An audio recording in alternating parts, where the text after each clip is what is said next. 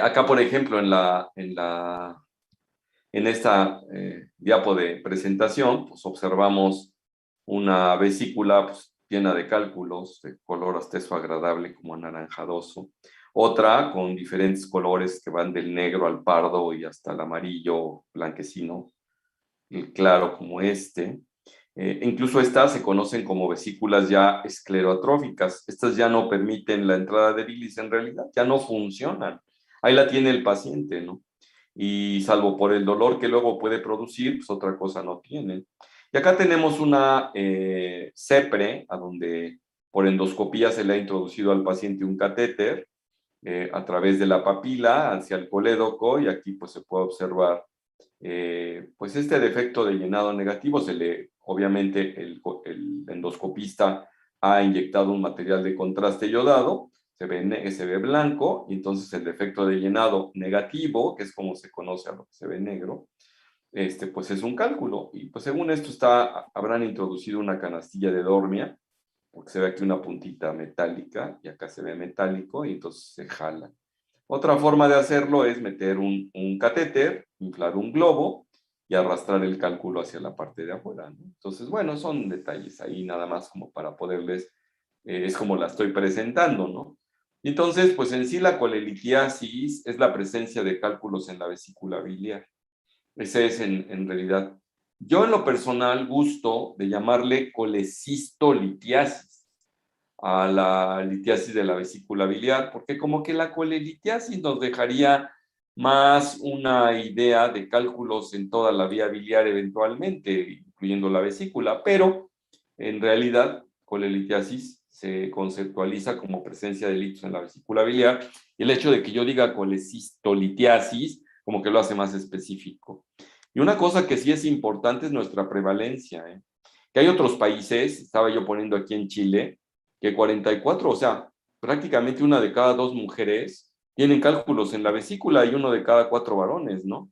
Acá en México la prevalencia es muchísimo más baja, pero les quiero decir que la prevalencia de cálculos biliares en la población mexicana es mayor que incluso la diabetes mellitus. La ventaja es que la enfermedad litiásica vesicular se cura, se quita la vesícula y tan tan. Ese es el tratamiento, el estándar de oro hasta ahora, quitar la vesícula. Y desde el punto de vista fisiopatológico, pues nosotros al saber, ya sabemos que producimos X cantidad de bilis, de medio litro a un litro, pues que la función de la bilis es que ayuda a la digestión, en la absorción de grasas, pues conjugándolas, que las bacterias al conjugar permiten la absorción de la vitamina K, también las sales biliares, no nada más la bilis, o el colesterol, por ejemplo, se recicla, y algunos pigmentos también, y otros pigmentos no, que hacen que le dé color a las heces, de manera que si se tapa la vía biliar, no hay bilis, pues se nos va a prolongar el tiempo de protrombina por falta de absorción de vitamina K. Le pueden dar toda la vitamina K que quieran ustedes a su paciente por vía oral, que no la va a aprovechar. Sin embargo, si se la inyectan, se van a saltar ese paso, y entonces sí la va a metabolizar el paciente, no va a necesitar de las bacterias y de la bilis para poder hacer adecuado ese factor de coagulación, ¿no?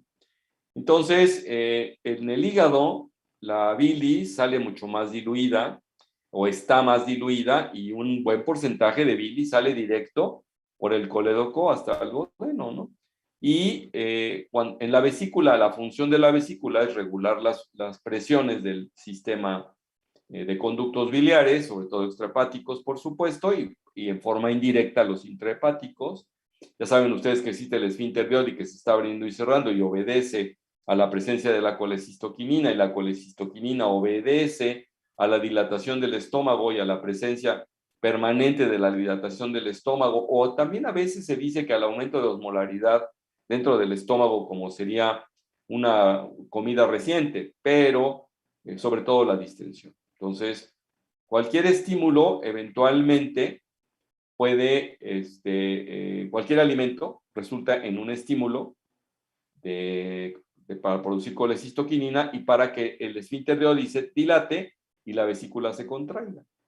Aquí pueden ustedes ver parte de cómo es que la vesícula concentra el agua, y absorbe el agua, perdón, y entonces hay menos agua en la vesícula, en la bilis vesicular, que en la bilis hepática, o que en la bilis colerociana, prehepática, por decir así. En la posthepática, pues se supone que si sale el contenido de la vesícula, se puede mezclar ahí y tener estas características. Entonces podemos decir que, siempre se los pongo para comparar con soluciones glucosada al 5 y al 10, pues miren, puede salir hasta el 25% de solutos en la vesícula. Aquí el pleito es cuando la vesícula o absorbe de más, que eso es, yo creo que no muy frecuente, o y concentra demasiado, o la vesícula está de floja, y entonces no se contrae, y eso se da más en personas que tienen efecto, por ejemplo, de estrógenos, sea por anticonceptivos, o sea por embarazo.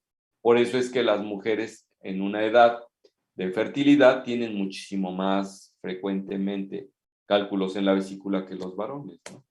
Entonces, acá este triangulito de Admiral y Small lo publicaron, ya tiene muchísimos años, hablan de la solubilidad de la bilis, ¿no? Y entonces la solubilidad de la bilis cae en esta curva y en esta área debajo de la curva verde, y se pierde la solubilidad, y entonces tienden a precipitarse los solutos, como en este caso podría ser el colesterol, los pigmentos biliares o las sales biliares, ¿no? El ácido, por ejemplo, el quenodesoxicólico, los taurocolatos o los glicolatos, ¿no? Y en este caso de los pigmentos, la lecitina, por ejemplo, ¿no? Entonces, así las cosas, si nosotros tenemos una concentración mayor de colesterol, se sale del área de solubilidad y se precipitan las sales. Si tenemos, curiosamente, por ejemplo, este pigmento biliar permite hacer más solubles los cálculos, y las sales biliares a la inversa también. Mientras más sales biliares, menos solubles, y entonces ya caemos dentro del terreno, nos podríamos salir del terreno de solubilidad. Perdón, mientras menos sales biliares. O sea, intermedio sí, y se salen, y también si son muchas o si son muy poquitas, también tenemos una posibilidad de no solubilidad. Entonces aquí hablan de una proporción a donde ya no hay solubilidad. Aquí obviamente tampoco, en toda esta área pues no hay solubilidad, ¿no? Entonces, las causas de formación de cálculos: está la estasis biliar dentro de la vesícula, que puede haber una cristalización acelerada o una supersaturación biliar, que esto pues es cuando se concentra demasiado. Unas características que luego solemos ver, digamos, todos los cálculos, todos, tienen un porcentaje de colesterol. Estos de pigmento negro se supone que son a los pacientes que tienen más hemólisis. Entonces, pero si se fijan, tienen 2% de colesterol. Y por ejemplo, en el caso de los de pigmento café, tienen 15% de colesterol. Y en el caso de los que dicen que son puros de colesterol, mentira, porque tienen el 50% de colesterol y tienen 50% de glicoproteínas y otras sales de calcio. O sea, cuento. Y de estas, solamente el 10% de todos, la mayoría de ellos son mix. Cuando ustedes les pregunten, oigan, los cálculos más frecuentes, ¿cuáles son? Mixtos. Siempre pongan mixtos, y por eso le pongo acá mixtos. Entonces son mixtos. El espectro que nosotros tenemos de presentación clínica de enfermedad vesicular va desde presencia de cálculos sin síntomas o con síntomas. Y cuando son con síntomas, puede ser solamente cólicos vesiculares, inflamación aguda de la vesícula, y la inflamación aguda por extensión puede no estar asociada a cálculos, como patología vesicular inflamatoria, sin cálculos. Está la colestitis crónica litiásica, por supuesto. Está la colestitis crónica litiásica que se agudiza. Está la posibilidad de que haya un piocolecisto, o sea, que haya pus dentro de la vesícula, en el contexto de colestitis aguda, que puede venir de crónica, por supuesto. Está el hidrocolecisto, cuando se enclava un cálculo en la salida del cístico y no absorbe todo la vesícula, se vuelve una obstrucción intestinal, y entonces empieza a jalar, en lugar de que absorba agua la vesícula, jala agua de la vasculatura y se mete a la vesícula, y esta se dilata mucho. Es lo que se conoce como hidrocolecisto, donde hay moco, donde hay un poco de bilis, pero ya se vuelve muy diluida. Ustedes observan un líquido transparente en ocasiones, y si está purulento, pues es piocolecisto. claro, se puede llegar a romper la vesícula y si se rompe y se riega la bilis ahí en el peritoneo, es lo que se conoce como colasco. También está el paso de los cálculos de la vesícula a la vía biliar, y si pasa a la vía biliar, pues es lo que se conoce como coledocolitiasis, y la coledocolitiasis también puede ser asintomática o sintomática, y de la sintomática puede ser dolor asociado a ictericia, a veces puede ser solo ictericia sin dolor, es raro, las más de las veces es ictericia con dolor. Está otro tipo de consideraciones que hay que hacer asociado a la enfermedad litiásica. Si tenemos cálculos en la vesícula, se tapa, se salen, se tapa la vía biliar, puede infectarse la bilis y es lo que da lugar a la colangitis. O también un cálculo grandote en la vesícula puede ir horadando y aplastando el cístico y perforándolo, perdón, el colédoco, también el cístico, el colédoco, y dar lo que se conoce como síndrome de Miritzia, donde hay un paciente totalmente ictérico porque está tapando la vía biliar un cálculo. Y también está la posibilidad de la pancreatitis de origen biliar. Se supone que cuando están pasando los cálculos por el esfínter de Oddi, acuérdense que la mayoría de pacientes tienen en conjunto la salida hacia la ámpula de Vater del virsum y de la vía biliar. Y cuando el virsum se encuentra con que no puede sacar la bilis, perdón, el jugo pancreático, el líquido pancreático, porque se tapó por un cálculo que venía de la vesícula, pues entonces vamos a tener pancreatitis aguda. En el caso de algunos casos donde va ahora dando, ahí tiene un proceso, hay un cálculo grande dentro de la vesícula, va ahora dando las paredes vesiculares, va ahora dándolas y el proceso inflamatorio hace que se pegue al duodeno o que se pegue al colon o que se pegue al estómago, es más frecuente al duodeno, a veces al mismo colédoco, que es cuando se hace el síndrome de Miritzki. Puede caerse, viajar el cálculo, salirse de la vesícula, meterse al duodeno y va viajando el cálculo y puede ser tan grande que se tape en cualquiera de los trayectos del intestino. Llámese el ángulo de Treitz. El duodeno no lo solemos ver mucho en cualquier parte del intestino y se suele ver mucho en la válvula ileocecal. Ahí en la salida del ilio nace esto. Entonces, aquí tienen ustedes lo que les venía yo diciendo ya desglosado, sin síntomas, con litiasis y con síntomas, ¿no? Acá les estoy mostrando un ultrasonido. Miren, para hacer diagnóstico, el estándar de oro es mucho mejor para hacer diagnóstico de cálculos en la vesícula, remacho, en la vesícula, que la colangioresonancia, que el ultrasonido, que la tomografía. Entonces, claro, cuando se trata de colédoco, cambia el asunto. Ahí es mucho más sensible y específico la colangioresonancia, porque el ultrasonido para cálculos en las vías biliares es súper chafa. Eso sí se los tengo que decir. Entonces, no se les olvide. Permítanme un segundo.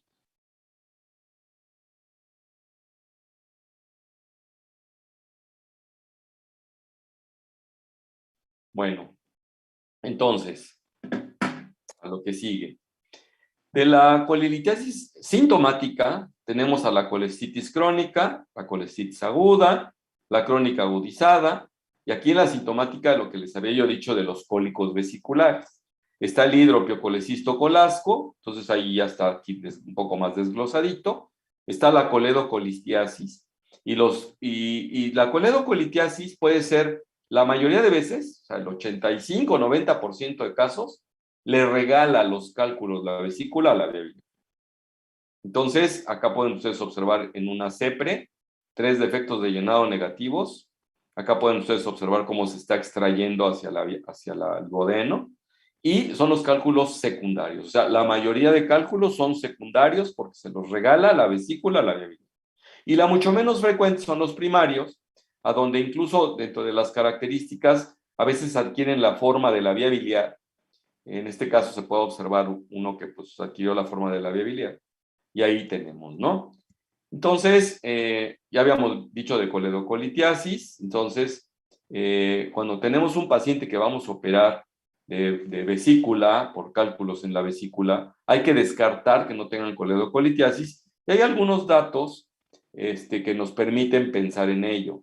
Cálculos chiquitos que puedan pasar hacia la vía biliar. Los grandotes no suelen hacerlo. Dilatación de la vía biliar principal, todo eso, ¿no? Y entonces, ambas cosas pueden ser sin síntomas y con síntomas, ¿eh? Y los primarios de 4 a 15%, que también nosotros podemos tener una cosa, un concepto que se llama de cálculos residuales. ¿Cuáles son los cálculos residuales? Aquellos pacientes que se operaron de la vesícula donde no se sospechó coledocolitiasis, no se corroboró y no mucho tiempo después los pacientes dan síntomas de coledocolitiasis. Entonces, muy probablemente esta fue una coledocolitiasis secundaria, no primaria, y le llamamos litiasis residual, coledocolitiasis residual. Bien, ya hablamos de colangitis. Existen otras ictericias donde tenemos que meternos a hacer diagnóstico diferencial, que serían las ictericias tumorales, ¿no? Están las no tumorales, que pues ahí es donde nos metemos a hacer el ejercicio y el síndrome que habíamos dicho de Menici. Entonces, ¿cómo vamos a estudiar a nuestros pacientes cuando tienen el dolor? Bueno, la clínica de la más frecuente de enfermedad litiásica vesicular, pues es un dolor en el hipocondrio derecho, casi siempre es postprandial diferido. Cuando digo postprandial diferido, no es inmediatamente, porque cuando tienen ustedes un paciente que le da dolor, cuando está comiendo, o es colon o es estómago. Es gastritis o es síndrome de intestino irritable. No es vesícula. Cuando es la vesícula, casi siempre el dolor se difiere de media hora, 1 hora y hasta 2 horas, y a veces hasta 4 horas. Entonces, los pacientes, hace poco tuve una paciente que tuvo una agudización y había cenado 3 quesadillitas y una cucharada de aguacate, ¿no? Es pura grasita. Entonces, bueno, pues ahí tienen ustedes. Eso es un estímulo fuerte para el dolor. Y el estímulo más fuerte es cuando lo asocian a grasas. Por eso a los pacientes que andan con cólicos vesiculares se les recomienda no comer huevo, lácteos, aguacate y grasas en general, chicharrones, carnitas, porque pues pueden tener dolor. No se me puede olvidar la esposa de un amigo mío que es ultrasonografista. Nos estaban más chavalones, pues ya hace varios años esto. Fueron a mi casa a comer y pues les invité semitas.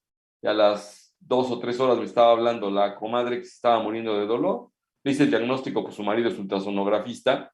Le digo, pues tómale un ultrasonido. No, pues tiene cálculos. Para no ser de las cansadas, la operé creo que 5 años después de ese evento, 10. Y ya medio complicadona. Afortunadamente la pude operar por la laparoscópica. Pero estaba con una aguda, ¿no? Entonces no había querido operarse. Entonces, de las pruebas de funcionamiento hepático, aquí no tenemos mucho que decir porque no era más que una especie de recordatorio. Y aquí, por ejemplo, ¿cuáles son los factores de riesgo para cálculos en la vesícula? ¿En quiénes vamos a pensar más en cálculos en la vesícula? Si fuésemos chilenos, nos volteamos a ver una mujer y si van 2 juntas, vamos a decir una de ellas tiene cálculos, ¿no? Y si van varones, 4, pues uno de ellos tiene cálculos ahí en la vesícula, ¿no? Y eventualmente en la vía biliar. Acá en México no, pero sí, pues ya habíamos visto que prácticamente 1 de cada 5 mujeres en edad de reproducción y los varones un poco por abajo, en edad de reproducción muy por abajo, y ya después de los 50 años, 60 años, nos vamos emparejando las mujeres y los varones. Entonces, miren ustedes, a partir de los 40 años, 20%, 70 años, 30%, ¿no? 1 de cada 3. El sexo femenino, el embarazo y los anticonceptivos son importantes, una familia con litiasis también. Se ha visto que cuando los pacientes pierden de peso así en forma brusca y se están poniendo en ayunos prolongados, eso hace que la vesícula se mantenga más tiempo sin tener el estímulo de la colecistoquinina, deshidrata más la bilis y pues va a tener tendencia a hacer cálculos, ¿no? Los pacientes dislipidémicos a los que se les da nutrición parenteral, una frecuencia un poco mayor en diabéticos y en cirróticos. Y los pacientes, por ejemplo, con ileitis y enfermedad de Crohn, a los que se les dan fibratos y a los que se les da ceftriaxona, también se ha observado una frecuencia un poquito mayor.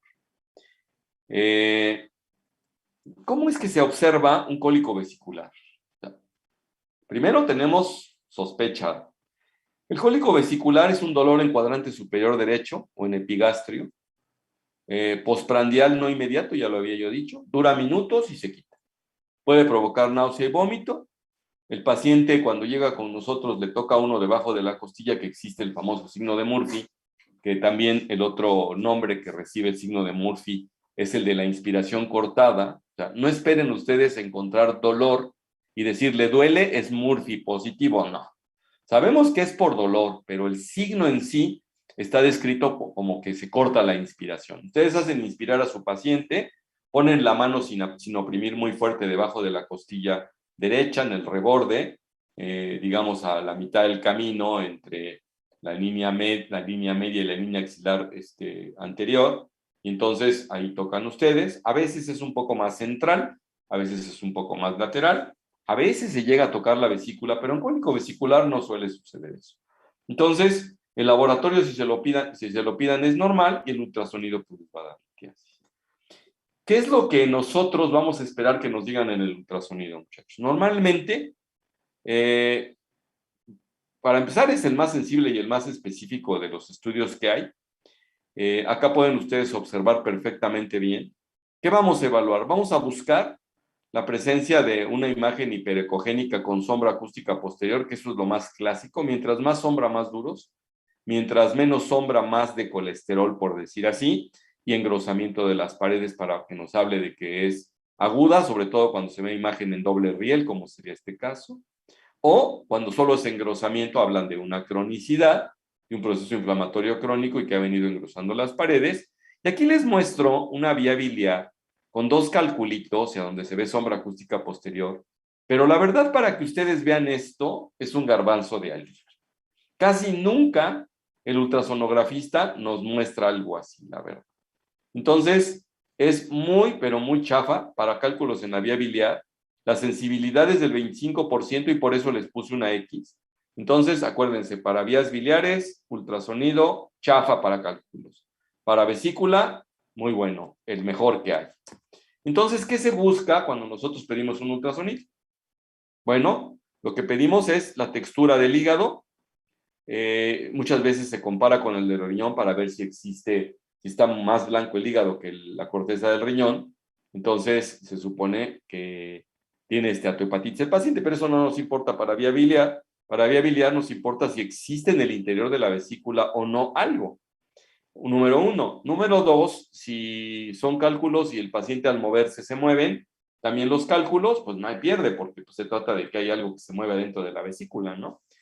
Entonces, hay que solicitar las dimensiones de la vía biliar, que normalmente en extrahepáticas, porque las intrahepáticas no se suelen ver, como son de 1 a 2 milímetros, no se ven. Si las ven, por ejemplo, cuando a nosotros nos enseñan aquí, por ejemplo, en esta imagen, ustedes observan aquí esto que podría ser un conducto, pero estos conductos no son de vía biliar, estos conductos normalmente son portales, porque ni los arteriales se ven, pues son muy delgaditos. Entonces, ¿qué onda con la vesícula biliar y el grosor de su pared? Normalmente debe estar por debajo de 3 milímetros y la vía biliar extrahepática debe estar por debajo de 4 o 5 milímetros. Mientras mayor es el paciente, se tolera más hacia 5, mientras más jóvenes, se tolera más hacia 3 incluso, aunque hasta 4 se considera normal por parte de los ultrasonografistas. Acá pueden ustedes observar, una de las referencias es la porta, y casi siempre la porta tiene que ser 2 a 3 veces más choncha que la vía biliar. Entonces, si la porta suele medir 9 milímetros, pues la vía biliar 3. Entonces, por ejemplo, en este caso, está casi del mismo grosor la vía biliar que la porta, pues está súper dilatada la vía biliar. Entonces, ¿eso de qué nos habla? De que puede haber o una obstrucción distal por allá por tumor, o por cálculo, sobre todo en un paciente ictérico y que trae dolor, ¿no? Si trae fiebre y demás, la tríada de Charcot está, ictericia, fiebre y dolor, o ya choque incluso con la tetrada de Reynolds, entonces pues pudiera ser. ¿Qué pasa con la colecistitis aguda? El dolor es de mayor duración, se acompaña de náusea y vómito, muchas veces hay fiebre, hay leucocitosis, eso ya hace la diferencia. Y en el ultrasonido, lo que les decía yo del halo alrededor de la vesícula. Miren qué diferencia hay en esta crónica, a donde están los cálculos, está la sombra, hay 3 calculitos visibles, pero la pared se ve bastante decente. Normalmente la pared se debe medir en el lado que da hacia el hígado, porque el lado libre nos genera a veces, como refuerza el sonido líquido, pues no podemos medir el grosor, ¿no? Entonces, de este lado es donde hay que medirla y aquí pues, se ve delgadita, ¿no? En este caso, se ve muy gruesa. ¿Por qué no me fui acá? Aunque se ve el doble riel, porque se debe medir acá. Entonces aquí está bien gruesa, la verdad. Bien, entonces ahí tenemos nosotros aquí lo que les estoy mostrando ya es en una colestectomía laparoscópica cómo se ve una vesícula totalmente inflamada, ¿no? Entonces eso es lo que tenemos. Bien. Existe una forma de clasificación que es un poco complejona, que es pues es un consenso que se conoce como de Tokio, que son las guías de Tokio del 2018, que incluso las actuaron con respecto a otras del 2013 que las habían hecho. Y entonces ellos dicen que para los criterios para gradar la severidad de las colecistitis, hablan de la tabla 1 y hablan de varios aspectos y que los ponen en ABC para hablar de colecistitis aguda. Y hablan de que los signos de inflamación, como sería signo de Murphy, dolor en el cuadrante superior derecha, o sistémicos, como con datos de síndrome de marcadores de inflamación, como sería la fiebre, clínico, y de laboratorio la elevación de los glóbulos blancos o de la proteína C reactiva. Y en relación a la imagen, entonces, datos característicos de colestitis aguda de ultrasonido. Para esto no sirve para nada las placas simples de abdomen, ni la tomografía tampoco. La resonancia ya les dije que es chafona. Entonces, el diagnóstico se sospecha cuando tenemos uno de A y uno de B. Y se hace definitivo cuando se tiene uno de A más uno de B y uno de C. Eso es lo que la hace compleja, ¿no? Quisieran estandarizarla y entonces tienen uno que estar ahí checando. Pero bueno, ahí está y por eso se los mostré. Y así como eso, están clasificando prácticamente todo lo que tiene que ver con esto. En la colestitis aguda, muchas veces se asocia bacterias ahí. La más de las veces tienen que ver con intestinales, Klebsiella coli, Cinetobacter. Y en la crónica agudizada, lo que se tiene es que los pacientes ya traen cólico vesicular o ya ustedes documentaron un cuadro de colestitis aguda ya hace unos 2, 3 años. Y la historia natural de la enfermedad es curiosa porque hoy les puede doler un coliquillo y no suceder en 6 meses o un año. O pueden estar con cólicos 5 días en la semana, o dependerá de lo que coman. O puede ser que tengan una colestitis aguda ahorita y ya no quitarse. Hasta que no se opera el paciente o se muere, ¿no? Porque se pueden morir de eso, claro que se pueden morir, ¿no? Entonces, la colestitis crónica, cuadros repetitivos, cólicos, engrosamiento de la pared en el ultrasonido, y lo que se conoce como escleroatrofia, que cuando les presenté originalmente la primera diapositiva, les decía yo que estas están esclerotróficas. Estas solamente ustedes ven sombra acústica posterior, no ven nada de líquido. Esta tampoco ven, no ven ni los cálculos. Lo único que van a ver en el ultrasonido es una imagen como la que les traigo yo acá, como esta, a donde solamente ven la sombra acústica posterior, no ven otra cosa. Precisamente a la paciente que les dije que acabo de operar la semana pasada, eso le sucedió. Entonces, bueno, eso es lo que tenemos nosotros. Obviamente siempre hay que ver la vía biliar, no hay pierde. En el caso de coledocolitiasis, se asocian en el 10% de las litiasis, o sea, se supone que uno de cada 10 pacientes que tienen cálculos en la vesícula lo van a tener también en la vía biliar. Entonces, es la clínica de vesícula, más los pacientes pueden tener coluria y ictericia. También puede ser asintomática, o puede irse el paciente, aparte de estar ictérico, a tener fiebre intensa, incluso hasta estado de choque, ¿no? Y que también ahí en los criterios de Tokio también está clasificado, ¿no? O puede hacer pancreatitis aguda, ya lo habíamos mencionado, ¿no? Bien, esto de la coledocolitiasis, acá pues tenemos cálculos en la vesícula biliar, y si nosotros tenemos dilatada la vía biliar hay que descartarla. Ahora, el mejor estudio para esto, acuérdense ustedes que el ultrasonido ya para esto no es sensible. Aquí el laboratorio pues se nos va a elevar la bilirrubina directa, muy poco la indirecta, fosfatasa alcalina y la gamma GT también, porque está haciendo colestasis un paciente que tiene cálculos. Y los cálculos pueden andar balbuleando, por cierto, ahí nada más, no quedarse ahí enclavado. Cuando se enclava, aparte del dolor intenso del paciente, se pone súper amarillo, etcétera. Cuando está balbuleando, tienen episodios los pacientes de que tienen dolor, tienen algo de coluria, de rato se les quita el dolor, se les quita la coluria y ya andan como si nada, aparentemente. Esto es una colangioresonancia donde se puede observar acá Aquí está el colédoco, incluso se ve parte del virsum, acá se ve el virsum. Aquí como que chocan y uno se podría confundir que esto es parte del colédoco. No, el colédoco viene aquí y termina acá. Y el virsum viene acá y termina acá. Entonces acá se ve una imagen, un defecto de llenado negativo. En las colangioresonancias no tienen ustedes que ponerle al paciente contraste. El líquido biliar actúa como contraste, entonces no hay necesidad. Nada más se mete al resonador y se acabó. Bueno, hasta acá teníamos en la parte 1 que les había yo mencionado.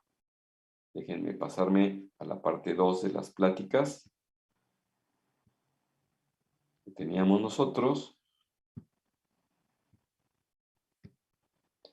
Acá tenemos la parte 2. Y seguimos. ¿Qué onda con la colecistitis aguda? Ya habíamos mencionado lo que teníamos por acá. Esto también. Esto también. Esto también. Aquí vamos al de colangitis. En el de colangitis, que son la infección de vías biliares, esta se puede dar por cálculos, pero también por tumores, por parásitos, por instrumentación y en algunas ocasiones como etiología por reflujo duodenobiliar. Entonces, la clínica es la triada de Charcot, de fiebre, dolor y ictericia, o si tiene confusión el paciente y choque, es lo que se conoce como pentada de Reynolds. Esto de la colangitis casi siempre es por colestasis, entonces en el laboratorio tenemos una leucocitosis muy importante, las pruebas de funcionamiento hepático obviamente con colestasis, si ya tiene algunos días, un tiempo de protomina prolongado, y tenemos un síndrome de respuesta inflamatoria sistémica importante, ¿no? Leucocitosis, fiebre, taquicardia, lo que ustedes ya saben. Bien, ahora vámonos al tratamiento de la enfermedad vesicular. ¿Tienen ustedes hasta acá alguna pregunta, muchachos? ¿O comentario?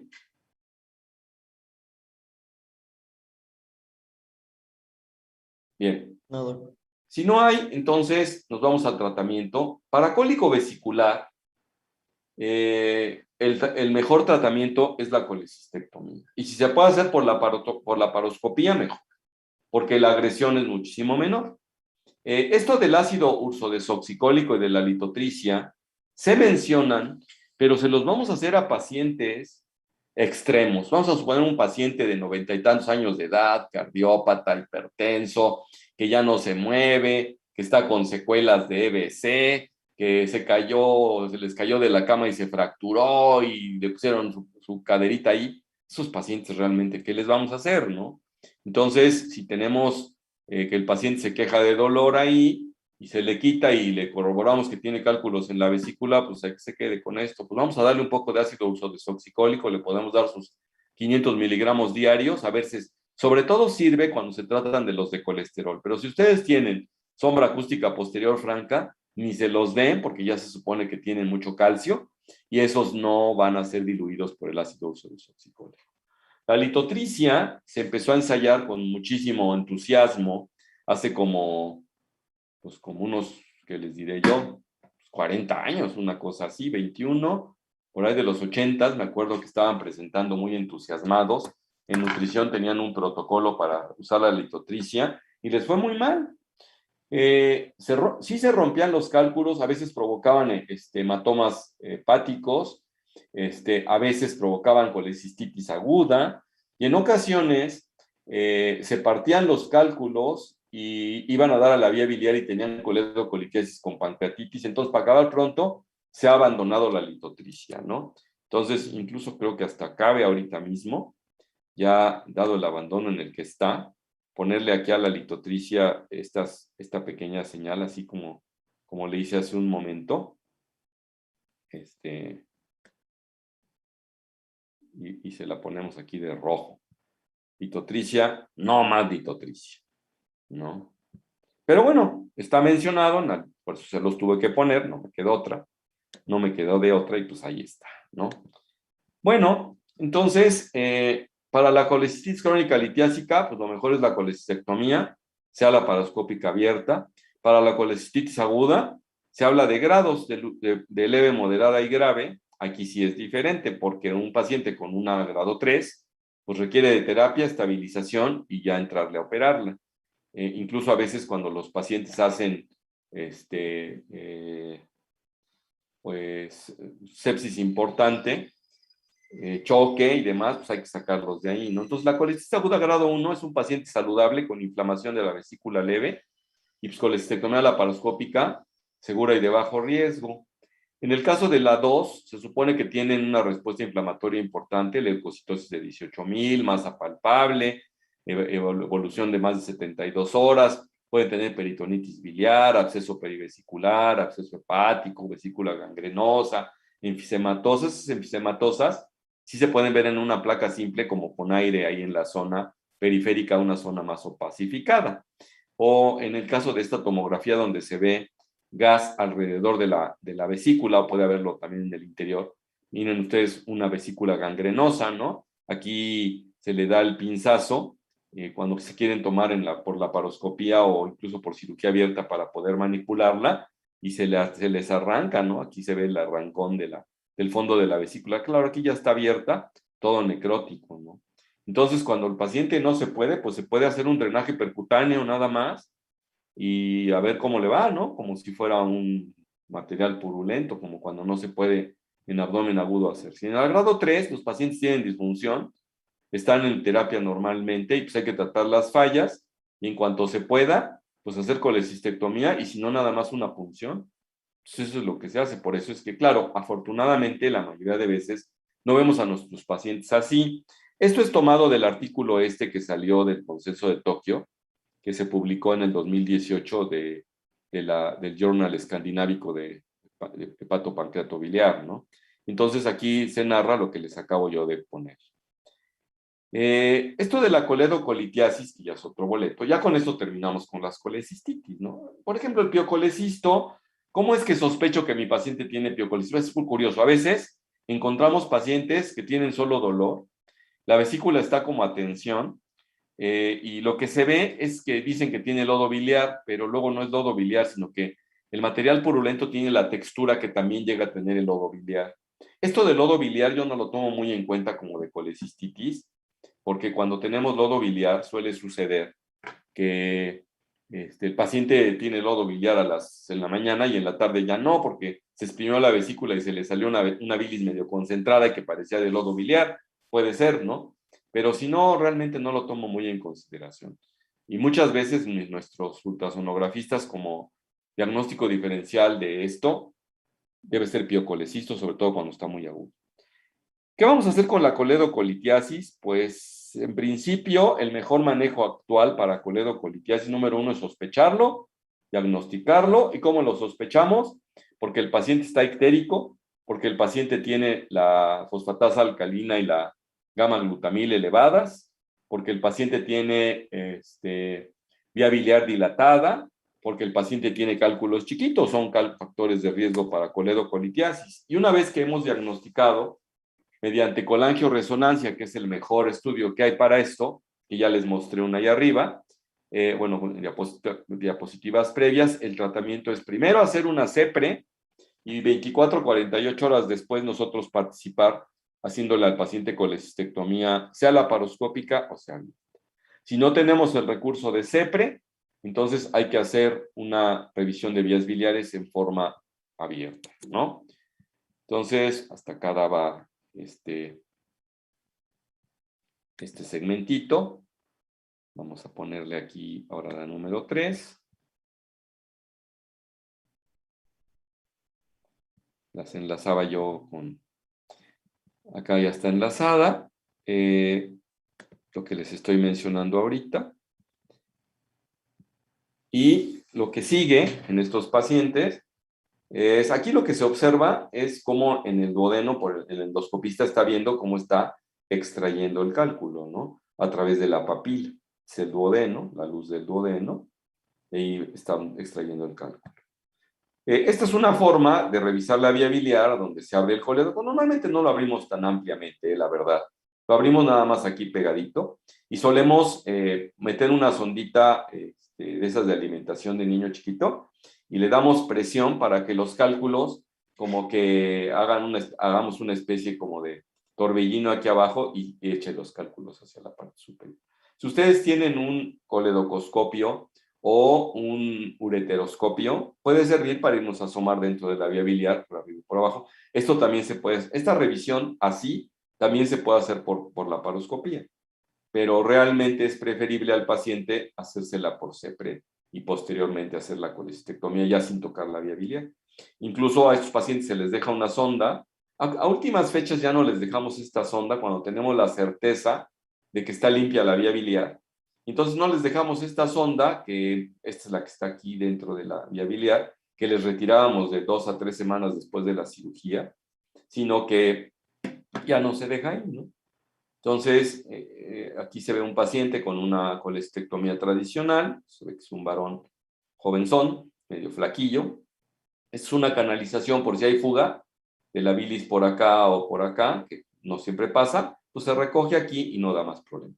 Casualmente la presencia de la bilis en el peritoneo no produce mucho dolor, cosa que el líquido gástrico produce un dolor de vientre en madera cañón, como cuando revisamos nuestro caso de perforación intestinal. Esto de la colangitis se hace un manejo similar a lo de la colestitis aguda, dados 2 o 3. Se le tiene que dar antibiótico, apoyo sistémico y drenar la vía biliar lo más pronto que se pueda. Si no se puede mediante CEPRE también, se puede hacer mediante cirugía abierta y ponerle una sonda, y sí hay que dejar la fuerza. De manera que el paciente se le salga el material purulento y empiece a drenar bilis. Aquí ustedes pueden observar cuando se introduce una sondita en la papila, luego hay pus, aquí es material purulento franco, ¿no? Entonces ahí tenemos. Están las ictericias no tumorales, que son por cálculos o por parásitos, el síndrome de Mirizzi, la ictericia tumoral, que ya es otro boleto que está dentro del diagnóstico diferencial de coledocolitiasis, y el síndrome de Mirizzi, cuando lo describió Mirizzi, se refiere a que se impactan los cálculos en la vesícula a tal grado que en la bolsa de Harman, que como es vecina al colédoco, luego empieza a inflamarse y empieza a horadarlo. Acá pueden ustedes observar cómo hay un cálculo en esta, pues podría ser una colangioresonancia, cómo se observa un cálculo que está presionando la vía biliar. Y entonces hablan de tipo 1 y de los tipos 2 al 4. El tipo 1 no tiene fístula, el 1A es un conducto cístico permeable y en el 1B obstrucción del cístico. En el tipo 2 hay un defecto del 33% en el diámetro del colédoco biliar, el conducto biliar, perdón, del colédoco. En el tipo 3 de 33 a 66% y en el tipo 4 del 66%. Y es precisamente, son de los casos a donde cuando esto mismo sucede, pero no en la vía biliar, sino el duodeno, cuando se perfora el duodeno y pasa el cálculo para allá, y es lo que se refiere, que aquí nosotros ya vimos el obstrucción intestinal. Entonces, acuérdense ustedes que esto lo habíamos visto como una causa de obstrucción intestinal, que era el ilio biliar, mal llamado ilio biliar, que es ilio por cálculo de la vesícula biliar, que es mejor mencionado. Entonces, bueno, pues se perfora aquí la vesícula, pasa hacia el duodeno en este caso y se fue a atorar ahí en la válvula ileocecal. Las características clínicas son de obstrucción intestinal, de presencia de aire en la vía biliar, o sea, aerobilia, y si se alcanza a ver calcificado el cálculo, pues el cálculo en una placa, ¿no? La placa que le toman ustedes. Entonces, las fístulas biliodigestivas más comunes son hacia el duodeno, menos al colon, al estómago y al duodeno muy poco frecuentes, ¿no? Y entonces, pues miren ustedes, del 1 al 3 de las obstrucciones mecánicas del delgado, lo que les decía yo, aerobilia o neumobilia, cuadro radiológico de obstrucción intestinal, dilatación de asas, ausencia distal, signo de la moneda, signo del rosario, niveles hidroaéreos, signo de la escalera, todo lo que nosotros vimos en obstrucción intestinal. Y si casualmente se ve el cálculo en el cuadrante inferior derecho, pues agua pasa por mi casa, ¿no? Ya tienen ustedes el diagnóstico neumovile, dilatación de asas de delgado, lito radiopaco. Pues eso hace el diagnóstico de ilio biliar francamente. Entonces, ahí tienen ustedes pues creo que hasta acá llega, ya no tengo más. Y tenemos algunos minutillos para contestar, porque hay pues mucha tela de dónde cortar acá, ¿no? Entonces, pues ustedes me dirán. Les voy a poner nada más uno de los casos clínicos que traía yo, ¿Se acuerdan ustedes que les dije que manejaba yo lo de casos? A ver, déjenme ver si tengo aquí la de colelitiasis casos. No lo tengo acá, entonces lo tengo por acá.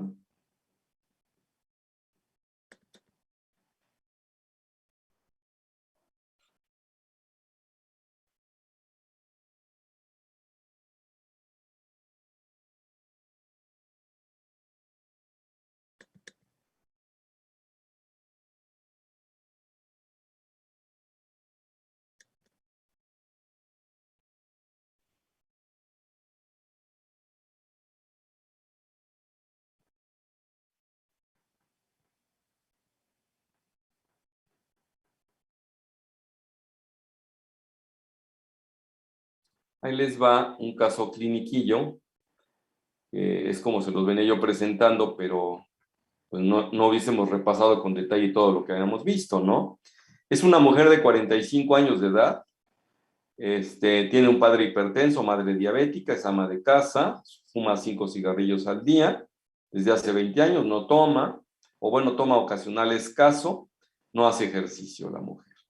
Tuvo 4 hijos, 4 gestas, un aborto, perdón, 2 cesáreas, 2 partos y una cesárea, y en la última le hicieron salpingoclasia, en la cesárea, y su última regla fue hace 15 días de esta mujer de 45 años de edad.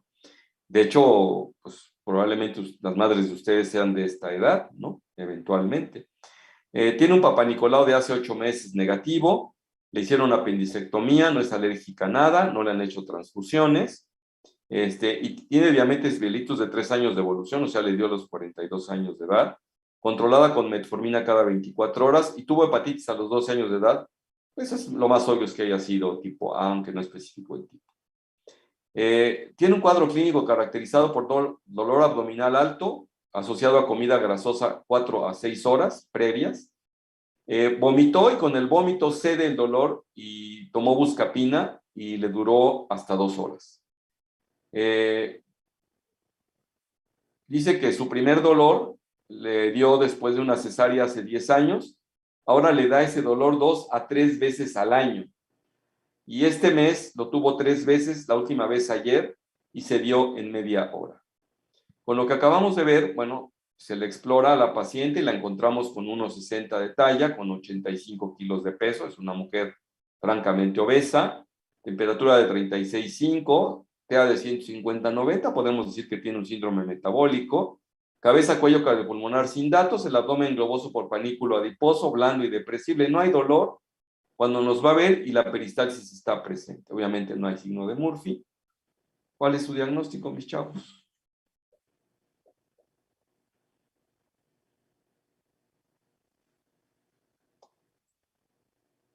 ¿Alguien dice yo?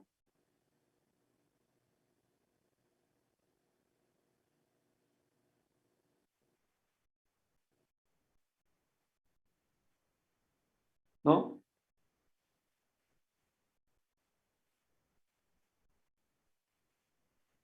¿Qué opinas, Ángel? ¿De León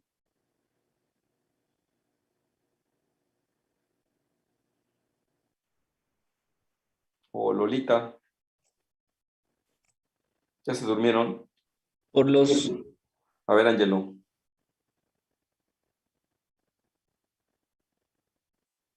ibas a hablar. Era yo que iba a hablar, doctor. Ah, ¿quién eres? Vargas. Vargas. Ah, venga, Doctor Vargas. Vargas. Sí. Pues es que ya nos dio muchos síntomas para poder sospechar de la colecistitis, del dolor postprandial que no es inmediato, además es una paciente femenina, es obesa. O sea, tú pensarías en colecistitis. No, colelitiasis, coletocolitiasis. Colelitiasis, y de las colelitiasis, ¿en cuál? De las presentaciones clínicas de la colelitiasis, ¿cuál? En crónica, porque lleva muchísimo tiempo. Eso son varias veces, puede ser una colelitiasis crónica, ¿de acuerdo? ¿Y qué manifestaciones ha tenido? ¿Ha tenido alguna colecistitis aguda? No recuerdo bien, pero creo que mencionó que en el último o el día de ayer había tenido 3 eventos o algo así. No recuerdo bien esa parte. Ah, de lo último que viene, vamos a ver. tiene este mes 3 veces, última vez ayer, y se le quitó en media hora.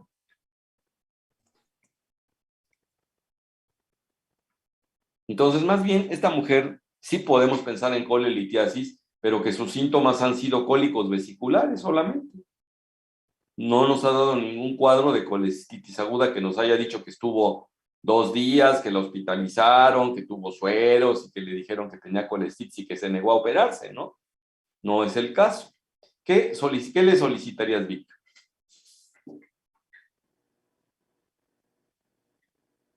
¿Qué estudios le solicitarías para saber qué onda?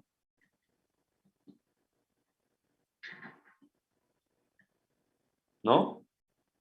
¿Alguien quiere sugerir? Ay, sí, podría ser el ultrasonido, ¿no? Porque tratándose de colelitiasis podría ser bastante sensible. A ver, ahí está. El ultrasonido, ¿qué ves? Pues sí se ven las masas dentro de la vesícula con Ya se su ven sombra unas acústica imágenes posterior. hiperecogénicas dentro de la vesícula, con sombra acústica posterior. Yo que hice el ultrasonido te voy a decir que se mueven los cálculos a mover a la paciente y que el grosor de la pared es de 2 milímetros, 2.5, y que el grosor del colédoco es de 2.8 milímetros. ¿Qué otra cosa le pides, Linda?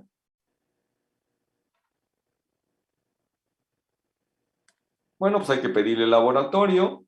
Entonces, las pruebas de funcionamiento hepático, tenemos leucocitos de 10,000, pues está dentro de límites aceptables, bilirrubina directa de 0,1, pues normales todas. Entonces, con esta paciente podemos pensar que tenga un cólico vesicular. Nos dijeron que tenía varios litios, ponemos en sombra, pared de 2.2, colédoco de 2.8, porta de 9, diagnóstico, colecistitis crónica litiásica con cólicos vesiculares, tratamiento, pues colecistectomía. Colecistolitiasis sintomática, y pues lo idóneo es un tratamiento a base de colecistectomía laparoscópica o abierta, no habría ningún problema. Ahí tienen ustedes un ejemplo de caso clínico. Lo malo es que aquí sí necesitaríamos, pues ya el conocimiento franco de ustedes de todo lo que les acabo de dar durante estos 45, 50 minutos, para ir desglosando los casos poco a poco, porque traigo casos de todo, traigo casos de sintomática, traigo casos, es la misma paciente, se la pongo nada más con el cuadro clínico cambiado, con colestitis aguda, con quepolicisto, bla, bla, bla. Bueno, ¿algún comentario o pregunta aquí, muchachos? Ya nos faltan 3 minutitos. Sáquenle jugo al asunto. No tengan miedo, pregunten, porque mañana ya tenemos pancreatitis aguda.